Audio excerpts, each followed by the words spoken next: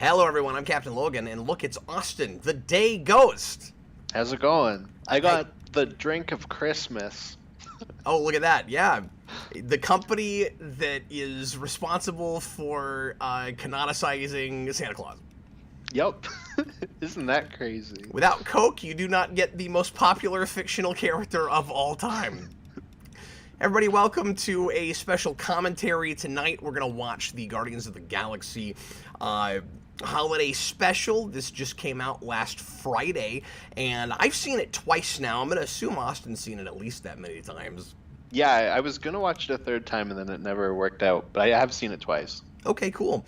We kind of went back and forth and talked about doing this as how we felt about or as a commentary, and I figure this is a thing that Austin is going to have a lot to say about because he loves Guardians, and I of course they have some things to weigh in on as well. But it seemed like a thing that was short enough and small enough that it might make sense just to talk over it while we're watching it. I thought it would be fun to watch with Austin, but this only being 45 minutes long, Austin and I can go 2 hours on anything. I don't really want to go 2 hours on this, and my time is real limited this week. I'm in the middle of a hiatus, so I kind of broke that in order to do this. So only have about an hour tonight anyway. I'm a little out of it right now, to be honest with you. Hopefully I get a second wind as we get rolling here.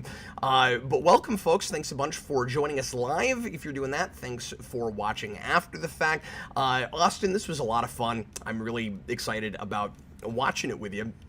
Oh yeah, I mean it made up for the last special. Yeah, and we did that blind. That's part of the other reason I thought we should do this is we did the last one as a commentary. Yeah, and I'm glad we didn't do this one blind. Me too, because it would have just been a lot of pointing and laughing, and we would have talked over jokes and missed a lot of stuff. And of course, we'd go back and watch it on our own. But yeah, this is not an appropriate thing to do that with, probably, especially for our sensibilities and how invested you and I are in this particular pocket of MCU. Yeah, exactly. No, I was really happy that this ended up being the best thing in Phase 4, and I can't believe I'm saying that about like a Disney Plus Christmas special, but Yeah. it picked up really high at the end. You were really excited about this too. I was really excited because I just really like James Gunn. I really like Guardians. I thought Peacemaker was like hands down better than any of the Disney Plus shows, Marvel or Star Wars, just Disney Plus in general. So I was like, oh, well, I hope he kind of pulls that through here. And like it's just like a little silly little Christmas special, and it even turned out better than what I expected. So Yeah. The nice thing about a thing like this is it really is intentionally a kind of fun throwaway, goofy holiday one-shot. And if it sucks, it's kind of whatever. And if it's great, you've got it, and it'll be a fun thing for those of us that really enjoyed this. And I don't know that this will be for everybody. That's one of the things I like about Gunn is that his Guardian stuff is really accessible in its way, while simultaneously he's making a thing that he likes and he's hoping everybody does. There's enough other people that will as well, as opposed to a thing that's trying really hard to make everybody happy. So like, if this isn't your comedic sensibility, or you think it's too hokey or too jokey in the wrong way or whatever, I understand that. It doesn't have to be for everybody. I feel like this is like the thing we've gotten so far that is saturation in the right way. If that makes any sense at all, where like I want more of these things from the MCU, because some people have complained that this is superfluous, and I'm like, yeah, that's kind of what I like about it. Like, that's what I like about Guardians in general is it's so far removed, and I think looking back, the Guardians movies are going to be like one of the big things that people look back on fondly because you can easily remove it from the entirety of the rest of the MCU. Yeah. It's going to be a little bit harder with 3 now because of the whole Endgame thing. Yeah. But like I know tons of people that like don't care at all about Marvel or the MCU that love Guardians. And like, I think they'll hold up like better than some other things because of that also. Absolutely. Because it's not going to be something that's deeply connected into everything around it. No, and being cosmic, being out in space, like there are a lot of pop culture references and things like that, but they're most of them like older things already because of like Peter's obsession with the late '80s when he was growing up, and with the Like music, early '80s. or in the yeah in the and like music from that period and all of that. Well, what year is he picked up? I want to say it's like 84, 85, maybe 86. It's like around that like mid '80s. Okay, well then it's a Uh, mistake that he references Ninja Turtles, but we can move on. well, unless it's I can't remember the exact year, but it could be around when that's starting. That's why most of the music is '70s, is because it's like around that period. Yeah. But you see my point. Like like it's got it's probably got actually more pop culture stuff in it than anything else, but it's already dated and like before the thing, so it gives it this kind of timeless affect. Oh, it's '88. Okay, so you were right. That's on me. That's what I thought. The late '80s. Yeah, for some reason I thought it was mid '80s, but I don't know. No, I knew that I was I'm bad older at reading dates. I knew I was older than Peter Quill. Oh, okay. Anyway, let's go ahead and get into this. So it's only 42 minutes long. This will be like doing a commentary on an episode of television, and we'll get in everything we can get in. Make sure to get it at timestamp 0. The only way to watch it is on Disney Plus. I gotta tell you, Austin, I have been continually irked by the fact that anything that airs initially on Disney Plus is not getting a physical release, and I'm hoping that this might be the exception to that. Or the first exception to that, in that I bet Gunn will push real hard for this to be a special feature on the disc for 3. I think it'll be. I think that's the only way we'll get it physical. I don't think it'll get its own release like it probably ought to, but... Well, how does HBO Max do that? Because Peacemaker just got a Blu-ray like a month ago. I mean, so it might just be something he fought for, or I don't know. No, Max does release their stuff. Harley Quinn's okay. had, I believe, box set releases. No, this is an exclusively Disney issue. Paramount releases all their Star Trek stuff. Like Disney is the only company I know of right now that does that. Mm-hmm. Oh, okay. But they're not releasing any of their original Disney Plus stuff, as far as I know. I know none of the Star Wars. It's so bizarre not to have Mandalorian on disc, but they're not doing it. Mm-hmm. I know it's crazy, but I also hope that this will be a special feature on the Guardians 3 Blu-ray. And I feel like it could be likely. I'll be surprised if he doesn't push for that. Yeah. Hmm. Okay, we're gonna go ahead and get into it. Everybody, get ready to press play when I say now, and here we go. Everybody, please press play. Are you ready, Austin? Are you good? Yep. All right, cool. Sorry. No, you're fine. I just want to make sure that I'm not starting without you. Everybody, please press play right now. And I've got the timer there on the screen so folks can sync up with this. It makes it look so important. You almost expect it to say special report. I love that they put in specifically like Christmas themed Marvel panels in the little comic flip part before you get to the movie. Yeah, for a second I was like, oh, we still have a comic portion of this? Yeah, well, it's really quick. Like, the rest of the Marvel stuff does still have it, but it's just very, like, get it over and done with. We're moving on to our stuff. We matter now. We matter more now. Yeah. The comics are just there to advertise the stuff now. I didn't think I'd rant about this now, but the Marvel logo is too long now. And, like, I don't need it to be like, look, here are all the movie stuff we've done before. Like, just do the quick comic thing. Like, especially in front of TV stuff. Yeah, especially when this is, like, 40 minutes. Okay, and we already had a special logo. So, let's get into this. I was surprised to read that this was all live-acted and rotoscoped. Oh, really? That's actually something that I find kind of distracting in this segment. Is just that, like, I've seen YouTube videos that do this, so it's making me think of that, or like the Bakshi Lord of the Rings, before it's making me think of like Christmas specials. But it's funny because exactly what you're talking about is what he quotes as inspiration for this. He was going Yeah. to that guy. Yeah, I wondered if it was because obviously, like, he's like the big rotoscope guy. I Um, think I can't help but think that he did it just so that he could have Rooker on set, even though we don't see Rooker. I yeah, think that's probably the main reason that's there, so that he doesn't have to have Rooker listed as just a voice, because it's like, Michael Rooker as Yondu. It's like, well, he's a voice. Oh, no, he was there, apparently.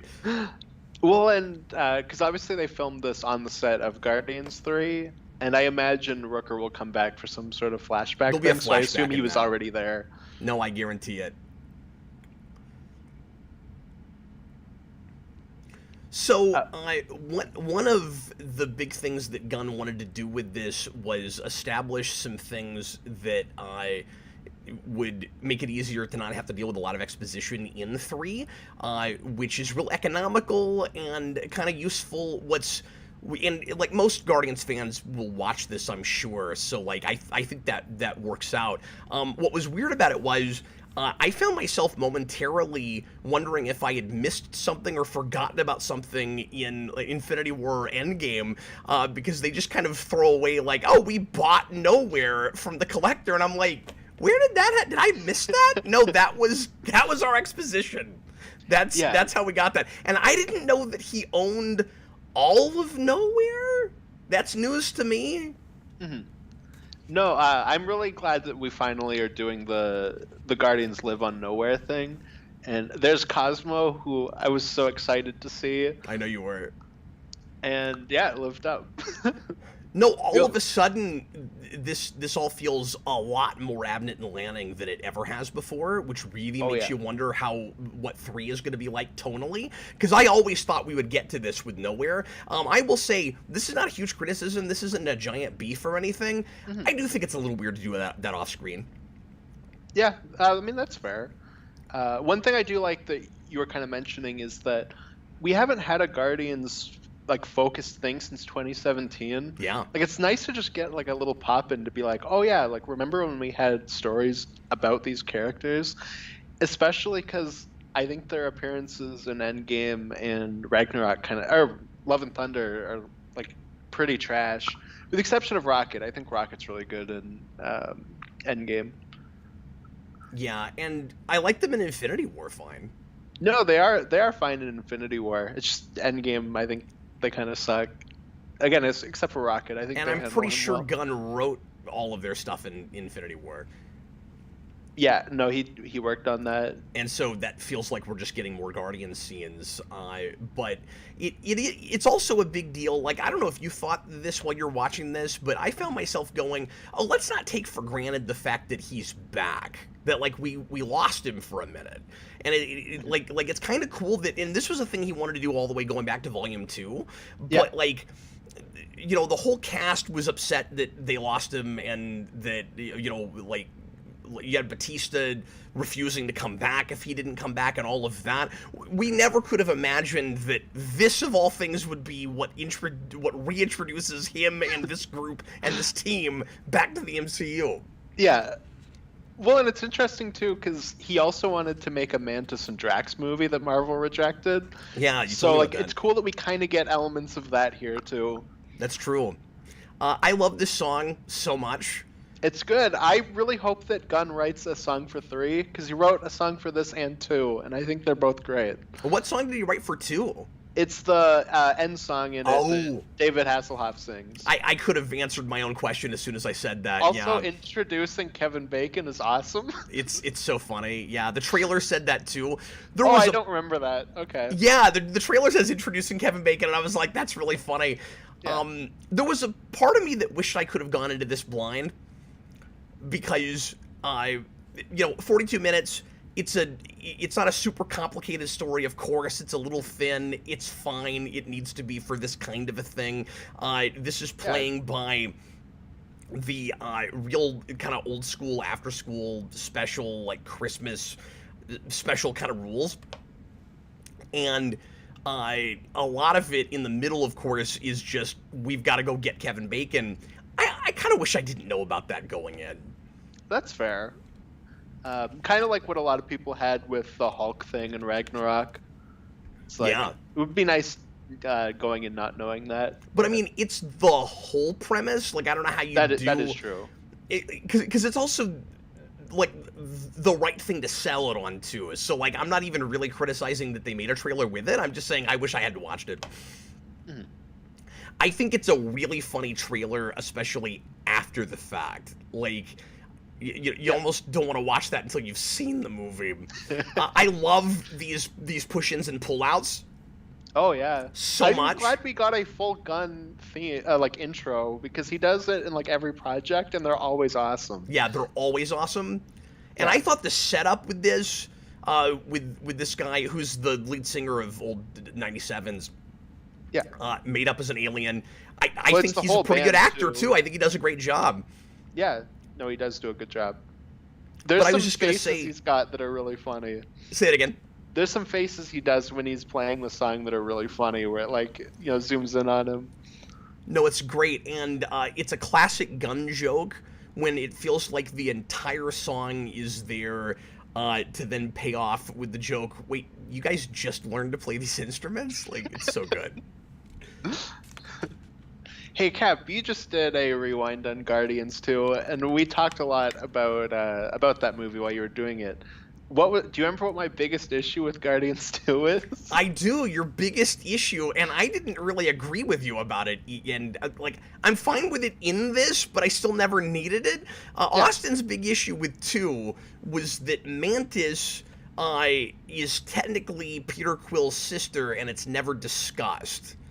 And we've made it the emotional crux of this, and this being a Christmas thing, like Peter Quill's big gift at the end is she's his family now. I really like that, especially for the sake of this.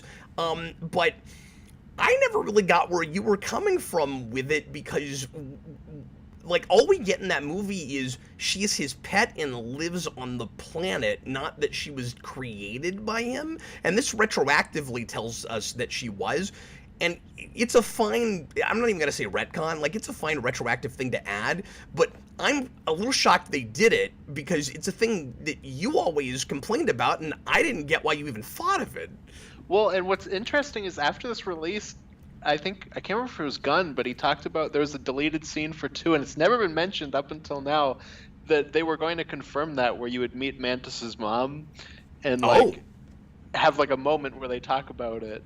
I thought that was really interesting, but it's just Ego. The only people that Ego deals with are like his own kids that are being brought in. So it always, to me, was like, oh, well, it's obvious that she's his daughter. And then he went, yeah, she doesn't have the power, but she has this other thing I need. And like, that's the reason he would have her. Yeah. And I mean, like, I can't argue with you now because we've canonicized it, but Yeah, no, for sure. I like that the first person that sees the alien ship starts crying, because it's the MCU and aliens are like invading us every now and then. It's so Yeah. much better than Infinity Cones in Love and Thunder.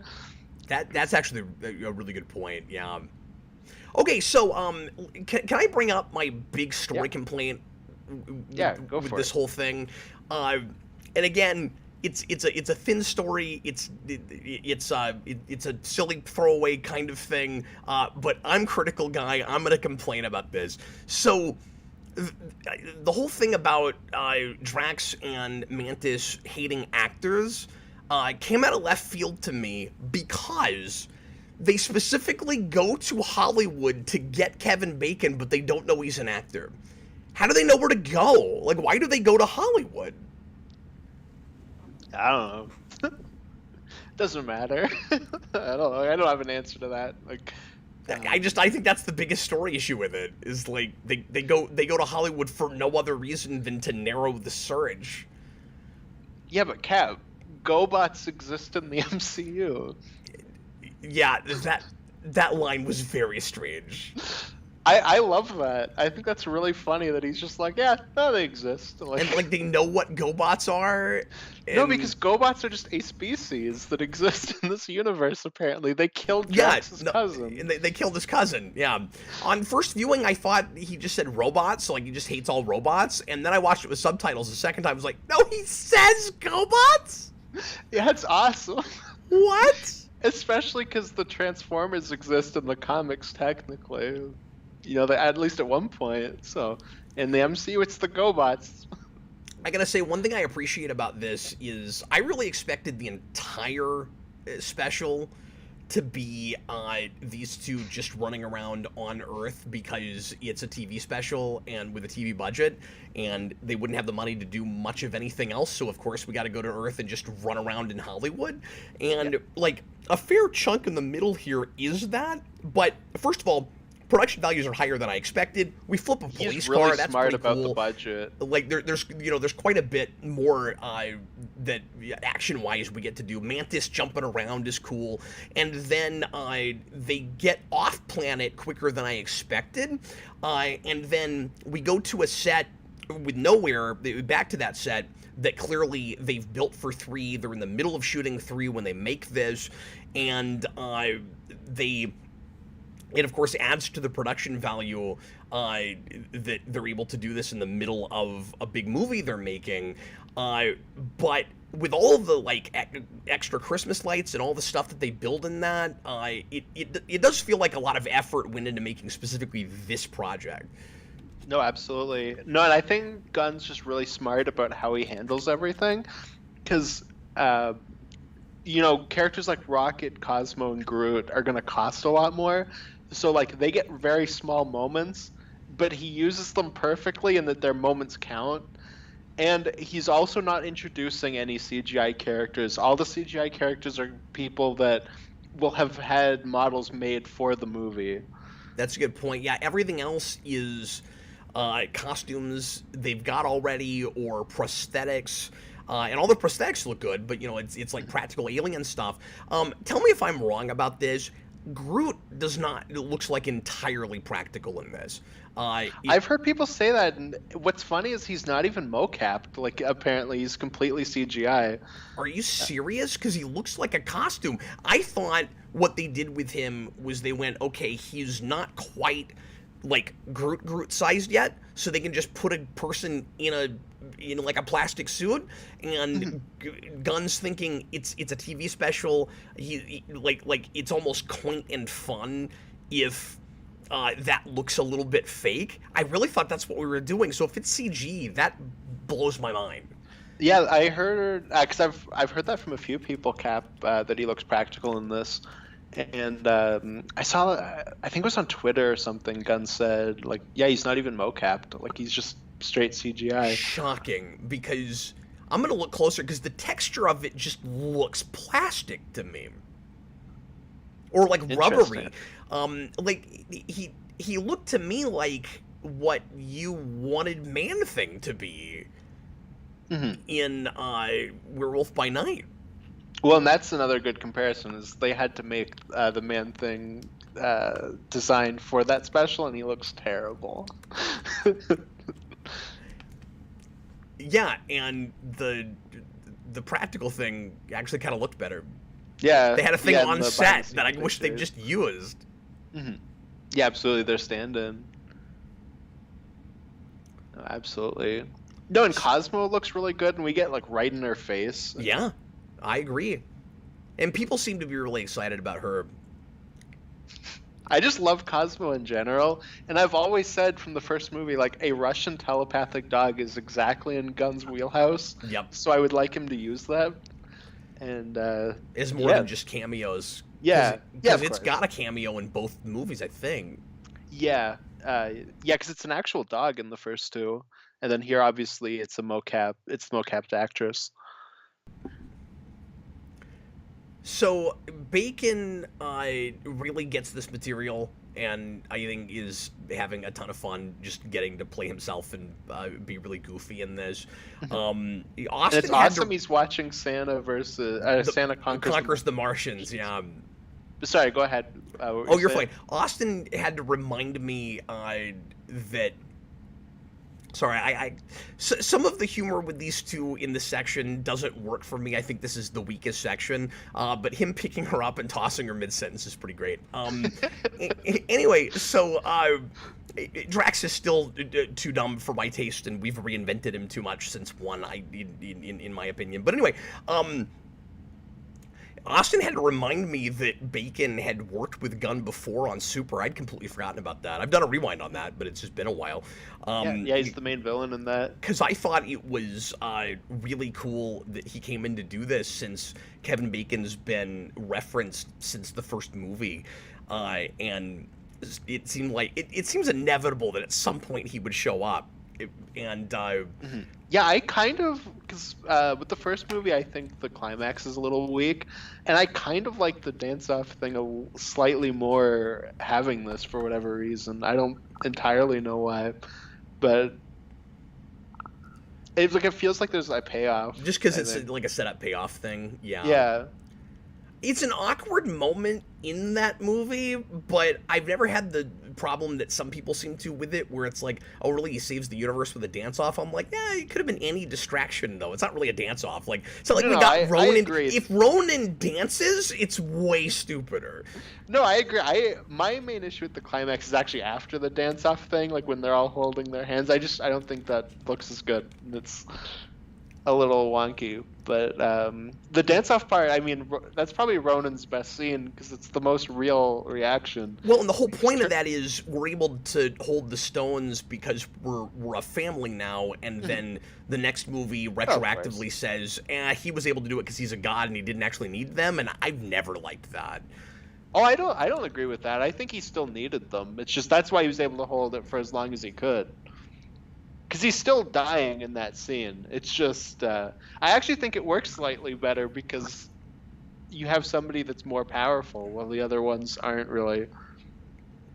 I guess that makes sense. I like the sound of this a lot, and that it kind of carves with the music, and that it carves out its own sound and tone from the other movies. I like that there's nothing there's no traditional Christmas songs. It's mostly all punk rock Christmas, and it's not even like punk rock versions of Christmas standards. It's all like original, like not original for this, all of it, but like music that was created for like Christmas punk rock songs.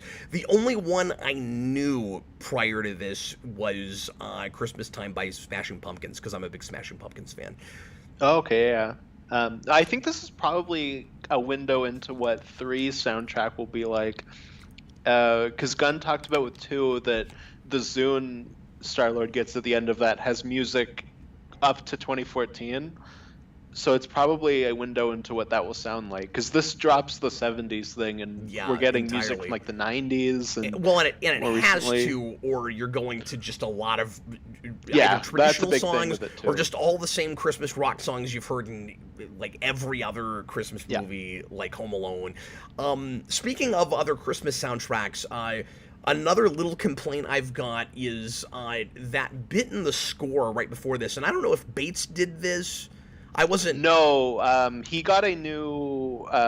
Bates dropped out after 2. He's not doing 3 either. Wow, crazy. Yeah, because he drops out while working on the Suicide Squad, and then the Suicide Squad's composer is doing Guardians 3. But I can't remember if it's that guy that did this or.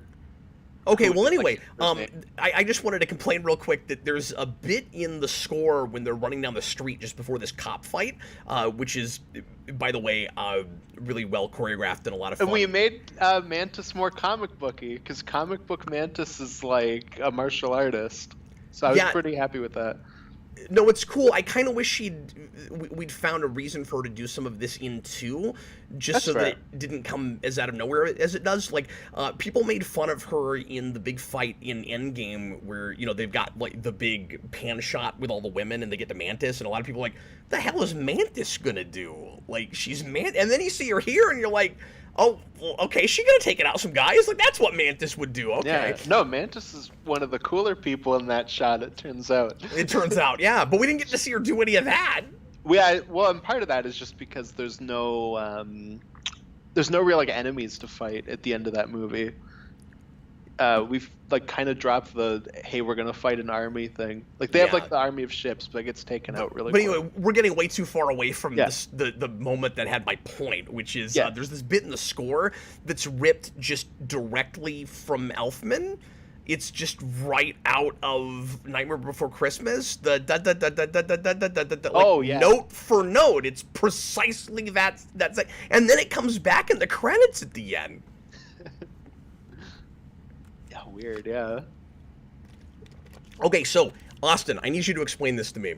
Yeah. I didn't think, and maybe I'm forgetting something from an earlier movie. I didn't think this was precisely how Mantis's powers worked. Yeah, I had a conversation with somebody about that recently. See, I don't think it breaks. It is just straight up mind control here, and it was emotion manipulation before, but she can like make him, like try to act like someone else, and then later on when he gets kind of like out of the trance, out of the meld, it's almost like he doesn't remember any of what happened before, and like I feel like we've kind of retconned her powers a little bit just to make this whole premise work. Maybe she's a plot device. That she's manipulating his emotions to do certain things, but I also feel like it probably works in the same way that she can like put people to sleep, because it's not like sleep is emotion. That's true, but it makes her way more powerful than I thought she was. No, that's fair. And you know there's going to be places now after this where we're in, I don't know, maybe we'll only see her the one more time after this. Who knows? Because I know that Gunn's done with Guardians after this, and that this team isn't supposed to continue past that. She's the type of character that could go either way, right? She could go to something else, yeah, who knows? But, all things being equal, if we keep seeing her, you know there's going to be a place where we're going to go, okay, if she can do this, why doesn't she use it in this situation? Mm-hmm. So I'm a little concerned about that now that we've established this. Yeah, no, that's fair. I also wonder if, because Englehart was very like critical of Mantis in 2, so part of me wonders if Gunn was maybe like open to that, where he was like, yeah, like I'll maybe try to bring her more to like what the comic book version is. I don't know. That or just naturally he went that way. Sorry, I'm distracted by the fact that Kevin Bacon has a really terrible British accent. I mean, hey, in the MCU, he could just be British. I mean, that was Oscar Isaac in Moon Knight. That is true. Adam Mart says it's a bit of a change, but her manipulating people to do certain things is straight out of Abnett and Lanning. Well, I mean, that's true, but I just didn't think that she could do that. Do it here, yeah. I assumed it was like partly an emotion thing, because specifically with Kevin Bacon, like when she does that, he's immediately just like happy. So I was like, oh, she makes it so that he's like just excited, like, oh, you're excited to be with us. Like, and you kind of move it into that emotional place. Well, and that's fine, but that's not how it starts. It starts with pretend I'm going to give you orders now. Like, that's different. No, and that is true. But I just assumed it was changing your emotion to be more like open to that.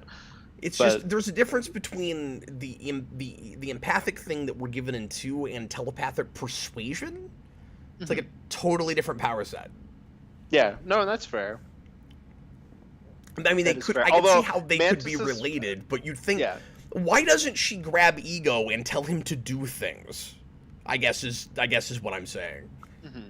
Well, it could be too, maybe with him, like it wouldn't work because she also struggles to make him sleep at the end when he's like against it. So yeah, no, and I know that, but she still manages it. Ultimately, no, that is true. But it does also lead to what I think is the funniest Mantis line delivery in this movie, where she goes, "Give me your money." I do think we talked over all of it. I do think there are a couple places where Mantis has more dialogue in this than she's ever had. Hilariously, considering how short this is, but like it's, you know, she and Drax are kind of the main characters. We follow through a lot of it. I think the actress is in a couple of places struggling to keep the Mantis accent up. She kind of breaks into her regular voice, and she also does this growly thing that I've never heard her do before. This like she does like 4 or 5 times, which is funny. Yeah. Yeah, because I remember you said that to me, and I don't really have an issue. I actually think she's like easily the best part of the special. I think Palm Clemente, the actress, completely kills it. No, I think she's great. Don't get me wrong. I just think that there's like a few moments where she's kind of dipping out. It's new for her to stay in character talking that long. Yeah, well, she's got a lot of dialogue in too, but she's not the focus of it, and a lot of it's exposition. Yeah, no, that's true. But I just think her scenes in that have more room to breathe, and she can talk a little slower, and she's not having to deal with as much comedic timing, maybe. Yeah, maybe. I don't know. I don't know what's causing it. I'm just reporting what I'm hearing.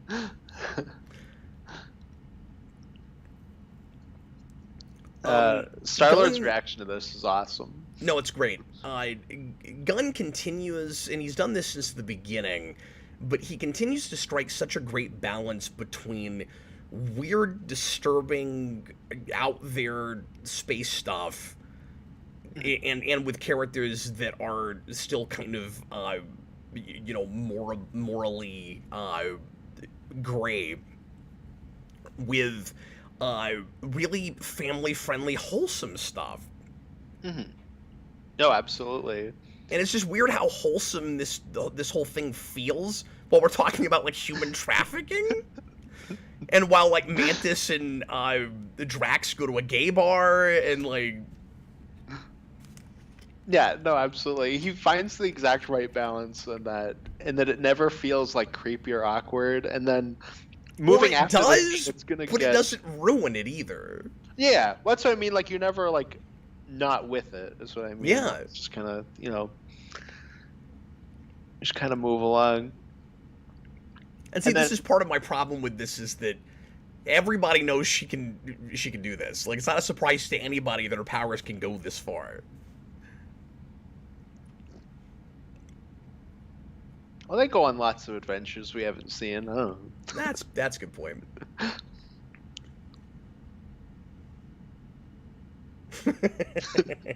I didn't catch that the first time that Rocket like attacks him. Yeah, he says we're not gonna hurt you, and then immediately he lunges at him. It's great. Yeah. Here's another "did I miss something?" question, Austin. Yeah. Did we blow up the Milano at some point, and I'm forgetting it? No, I think with the Bowie thing, I think they just have multiple ships because they own Nowhere now. It was my sense. Okay, because I think I read somewhere that the Bowie's like their main ship now, but maybe that's because they have too many members and they can't all fit as well on the Milano. Like maybe they need it could be an bigger. Upgrade. I do really like that they're that it's named after Bowie. Well, and then I think the ship in 2 is the Benatar. I think. If I remember correctly, I think the Milano's the ship in sorry, the first I don't know movie. why this is so funny to me, but just the amount of time that we linger on the deflating Santa cracked me up first time Mark out. Hamill? Say again? And not Mark Hamill drinking and then immediately cut to Santa? Yeah.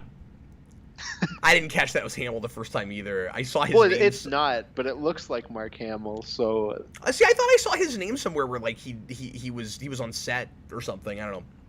Well, there's been talk about Gunn and Hamill working on something for Guardians for a long time. Okay, when you said that, I assumed I just missed a cameo because I read well, something about him a lot of people thought somewhere. it was. Like, initially it was like, oh man, he put Hamill in this for like half a second. And then people were like, no, it's not Mark Hamill, it's this other guy. And don't do that, because Hamill's really expensive. Yeah. Well, I just thought it was funny because going in like months ago, I said Hamill would be Santa in this, And then I was like, oh, we went from Hamill to Santa deflating. And then it turned out it wasn't Hamill, so. I am glad we didn't cast Santa Claus. Like, Mhm. if anybody could make an actual real life in continuity Santa work, I guess it's Gunn. But like, I don't need that in the MCU. Like, even Well, I though a think lot of Christmas people specials expected do it that. because Santa's a mutant in the comics, so people are like, oh, well, he's going to bring in that. But I'm glad that he Oh, didn't. I didn't know about Right. that. Mhm. No, I'm ultimately glad that he didn't do that. But it seemed like the type of joke he would make when I was thinking about it. So I love the throwaway explanation for why Bacon's able to use his cell phone. I think that's so funny. Yeah. And, Yeah, and just how exactly. nonchalant Kraglin is about stuff like that. Yeah. Yeah, Aid March, or Adam March, however it's pronounced. I'm actually not sure. He says, the Milano is destroyed in the first movie, and it's the Benatar in 2 and Infinity War. That's what I thought, but I couldn't remember if it was in 2 that they switch. I missed that we actually destroyed the ship. Yeah, because they give them the new ship at the end, but I don't think there's ever like a line where they go, oh, like it's the Benatar now. They just call it that in 2. So the opening song we talked about earlier, Gunn wrote, and then the old 97s helped him put music to it. This is a song that they had already. This is their song, Oh, okay. and I like it. Yeah, it's really nice. I'm glad that Kevin Bacon got to sing a song in this. That's fun. Yeah, it really is, and he's good. Yeah, no, he is really good. And every single moment that we stop in this, the first time I had to stop and rewind because I was just like, oh my god, this is so just like adorable. I don't know. Yeah, it is. It's absolutely adorable. Like It's every wonderful. single moment is so sweet and just earnest.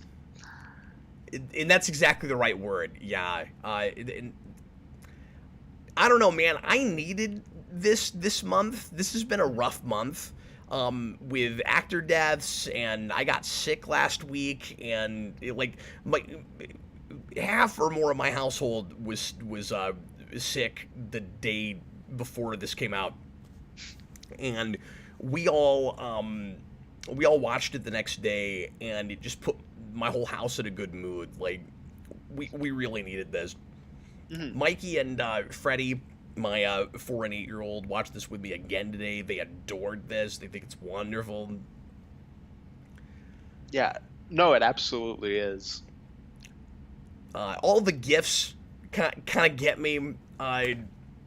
It's just sweet. Like you can have Cosmo drop a dead space rat at Kraglin's feet, and it's just really like adorable. It makes you feel something. Yeah. Yeah, and you just go like, "Oh man." Just That's warms just your my heart. review That of dead this, space of rat. this back half is just like, "Aw."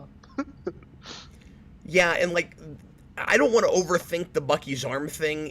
I mean, I laughed real hard out loud when that popped Well, up. you know what's funny about it is he's gonna wake up and he's not gonna know where his arm He's is. not gonna know where his arm. Well, no, I don't think that's true because I think the gag is supposed to be when we cut back over, and I love these little figures. Yeah, I also love that Kraglin has the star on his fin. Like, was it already on his fin? Like when I somebody actually didn't catch that. when somebody made that, was he already wearing the star? Yeah, I actually didn't catch that. That's really funny. It's really funny. But anyway, I thought the cut over. I thought the joke was supposed to be when we cut over to Nebula. She had been in like the fight of her life with Winter Soldier just to get his arm. Yeah. And there's been like, because people of course sometimes take this stuff too seriously. There's been a raging debate online about whether Nebula could win that fight. Yeah, well, it just kind of instantly I was like, okay, Marvel fans are gonna ruin this moment because all I'm gonna hear is like people moaning about how they threw this away as like they did this in a throwaway gag, and I'm like, I don't care. Like, No, and to be fair, I don't know how much we can have our cake and eat it too, because at the same time as I like that this is quote unquote superfluous, I also do appreciate that there is, like, you don't have to see this, I'm sure, to watch 3, but I do appreciate the sense of continuity. I do appreciate that there is a like revelation. Oh, I didn't catch they had a taser face. There's a taser face present. Yeah, Jason caught it. That's awesome. He was awesome. like, Dad, look, there's one for Taserface. Of course, Gunn put that in there. He hates Taserface. But I do appreciate that there's a development or a revelation for our characters and for Star-Lord, especially since the character arc isn't really his. I guess it's kind of everybody else's, just discovering Christmas generically. But like, you know, we think it's like him, you know, continuing to like repair his childhood and stuff, and actually Yondu did that already for him, and there wasn't anything for him to get out of Christmas here, which is kind of nice and also really funny. And the gun thing is also, like, it fits into that earlier thing of it's just very sweet. Yeah. So all I'm saying is I don't mean to be like inconsistent about this. Like, I guess I kind of understand that sort of complaint where it's like, well, can you praise it for like keeping a good track of continuity and for this fitting squarely in the history somewhere, but also go, who cares about things like the Winter Soldier arm because it's just a silly throwaway thing, you know what I mean? But well, and part of that is, like, outside of this, I don't care about the rest of the MCU at this point. Yeah. She could have walked in with the decapitated head of Falcon, and I would have been like, yep, cool, by me. That's kind of where I was going with that, is I'm not invested like I used to be overall with the MCU. And yeah, I'm kind of out after Guardians 3, I think. Like, that's how I feel in this moment. And that's what was really nice about seeing this, was it was like, oh yeah, like, I remember when I liked stuff in this. Like, and, I'm not quite there yet, but no, absolutely. I'm not that far off from where you're at with that. Like, I'm not overall super invested anymore. So I like, next time we see Winter Soldier, it will be a little bit weird if that's not addressed. But well, it would be awesome if he just didn't have an arm. yeah, exactly. Well, I could see them. But then the question is that on this? Or is that on whoever's making the next Captain America thing for not bothering to deal with it? Well, you know what it'll be. They'll give him you gotta arm. you gotta bat the badminton back and forth, right? Like, they'll give him a new arm just so that we can have, like, more toys. Like, it'll be that kind of a thing, like how we change costumes. Well, that's okay. Yeah, hopefully they bring it back to silver. It'll be all black, right? Well, I hope not. I think the black arm that he has looks bad. Like, the silver arm, I think, looks really good, and then the black one's not great. I thought it was weird that when we go to credits, we get the Georgia logo right away, instead of at the end of the credits. Instead of the end? We usually, it was kind of weird. Like, I thought maybe there just weren't going to be credits when I saw it. I was like, oh. I had that too. I was like, are we just going to cut to the after credit scene because we had, like, an opening title? Like, that's not how that works. I forgot to mention a super chat that Tom put in right at the beginning. Yeah. $2 super chat where he just mentioned that the soundtrack is on Spotify, and yep, it sure is. Everybody look up James Gunn's Spotify. His Spotify is really cool, especially if you're a fan of this stuff. Like, for Guardians, he has, like, a playlist for all the songs he didn't use in the first 2 that were songs he wanted to. He also has, like, a 50 or more song playlist of Peter Quill's mom's favorite songs, and, like, none of them are in the movies. Like, That's it's just cool. It's really cool. I went through and I took all of that and I made, like, a full awesome mix playlist out of it, and it's really fun. My initial reaction to this was, okay, so we're initially kind of making fun of the traditional Christmas special, and then we're turning around and doing it about as well as it's ever been done. Like, it kind of transforms into one of the, embracing the format of one of these and then just doing it really well. No, it's just a Hallmark Christmas special, but with, like, artistry behind it. um, and that's fun. Yeah, no, it's really fun. I love that he made a thing that, even though it's set in its place in the history, in the canon, that is real watchable all by itself, and like I can see people going to this yearly, like a Charlie Brown Christmas or something. Oh, I missed it before. The special thanks credit is just Stan Lee and his wife, Oh, interesting. unless there's one before it, because sometimes there's two special thanks. Yeah, because I might have expected Abnett Lanning. Hmm. Yeah, so it might be a different one.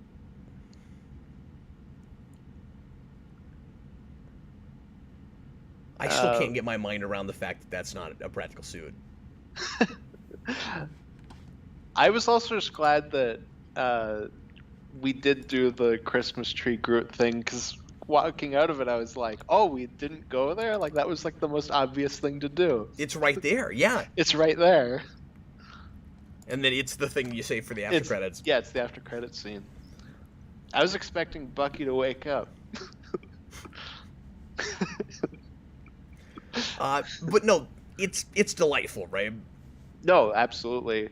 I think I have it just under the first movie on my ranking right now, but it's like I don't like it. They're so hard to compare because they're very different things. Yeah, I wouldn't even put this in a ranking kind of Hmm. thing because, like, what is it? Exactly. Yeah. No, and I it's nice not having a villain. Like it's just hang out with these characters. yeah, exactly. I really want Marvel to keep making this kind of stuff, even over, lengthy miniseries that could have just been movies. I mean, don't get me wrong, the miniseries format.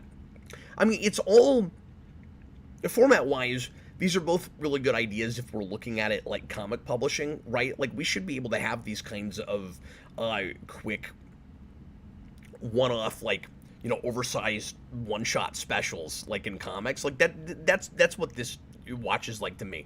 Yeah, like a an annual that's like inconsequential. Yeah, and that's why I was kind of surprised by folks that were lobbing that criticism at it, where like it's not important enough to exist. Where I'm like, but what about, like, I love stuff like that in comics. I love the single issue that doesn't really tie too much into anything else, that just stands on its own and tells a nice, heartwarming story.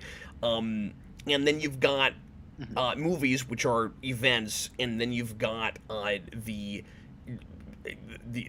like miniseries, which should be like comic miniseries or like maxi series, where they tell stories that you need more issues to tell.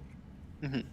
Well, And and that was there I should saw be room for all of this, but we need to stop absolutely. like stretching them, and taking what's just a, you know hour and a half movie length story, the plot, and like forcing it into 8-10 episodes or whatever. Mhm. So I No, want more stuff like this.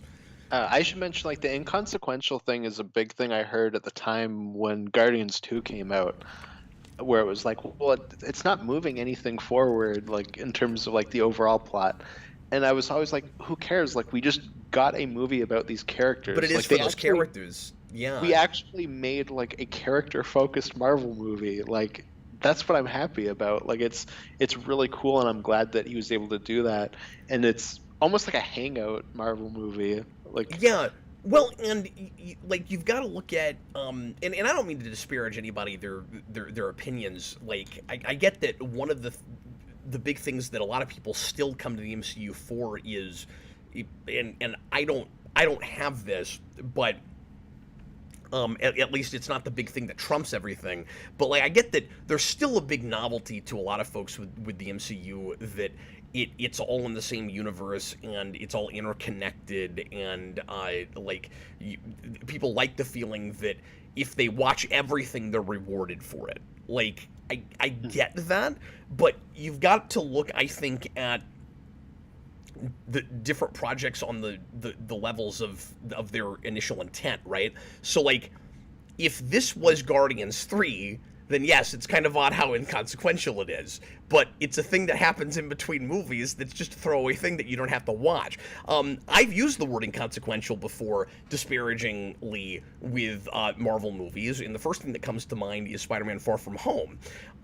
That, to me, is more of a problem than being inconsequential because he's not getting TV shows.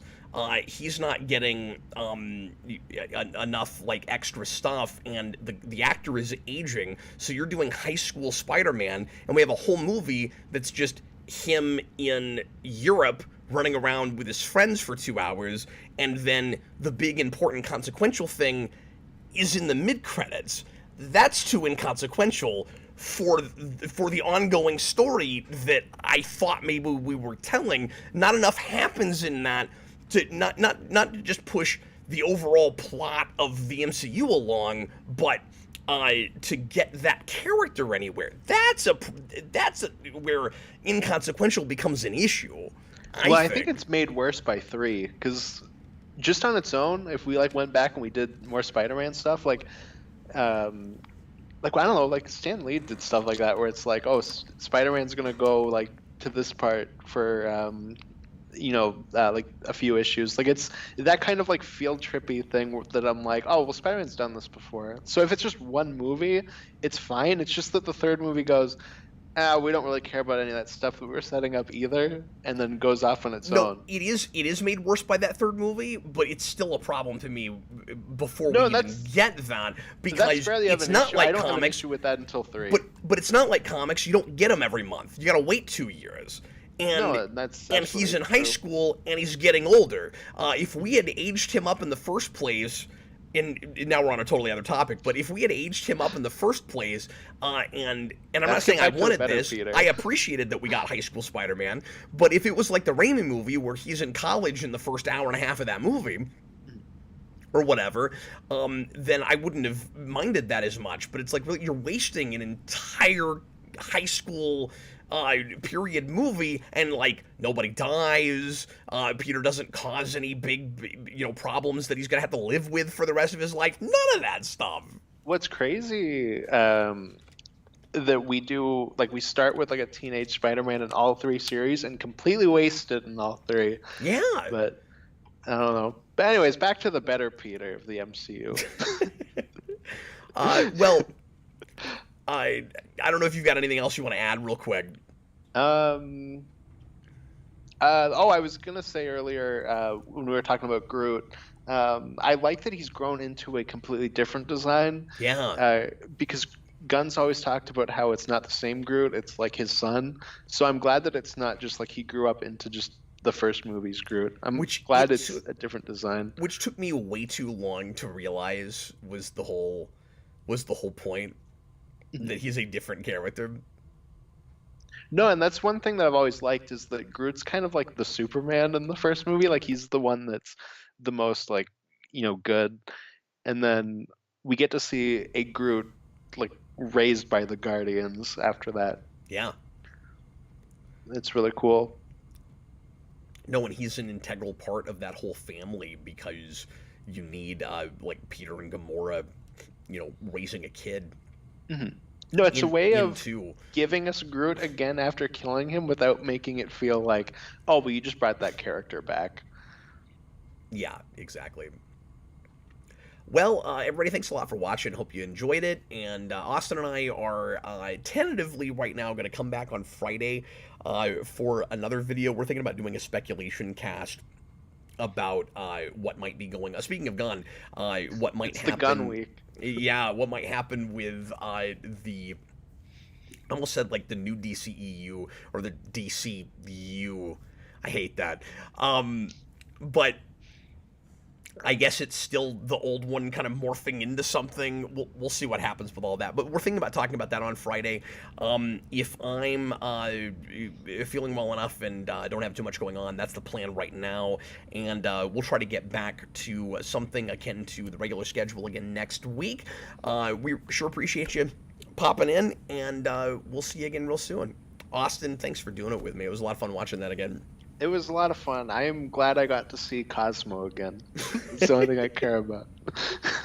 You need to get a Cosmo action figure to put next to your man thing. I need a Cosmo action figure that has a button, and when you press the button, it goes, "Goodbye, Kevin Bacon." See, and yet I think your Russian accent might be slightly better than Kevin Bacon's British accent.